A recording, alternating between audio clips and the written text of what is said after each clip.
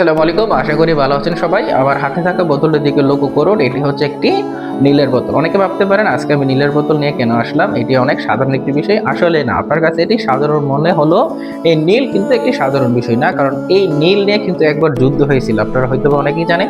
British আমলে যখন নীল উৎপাদন করা হতো তখন কিন্তু নীল ফ্যাক্টরিতে উৎপাদন করা যেত না, তখন প্রাকৃতিকভাবে জমিতে নীল চাষ করা হতো। তখন ব্রিটিশরা ক্ষমতায় ছিল, তখন ব্রিটিশরা বাঙালিদের উপর নির্যাতন করতো নীল চাষ করার জন্য। কিন্তু বাঙালি চাষিরা নীল চাষ করতে চাইতো না, কারণ নীল চাষ করলে জমির উর্বরতা নষ্ট হয়ে যেত।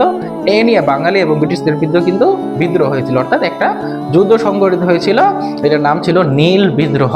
তো নীলকে আপনি অনেক সাধারণ মনে করতে পারেন, কিন্তু নীল কিন্তু আসলে অনেক সাধারণ নয়। তো যখন নীলকে মানুষ অনেক কদর করত, কারণ একসময় সাদা কাপড়ের মান রাখার জন্য নীল ছিল অপরিহার্য, তখন নীলের ভিতরে অনেক অহংকার ছিল, কারণ মানুষ তাকে অনেক গুরুত্ব দিচ্ছে, বা তখন নীলের অনেক দাম ছিল।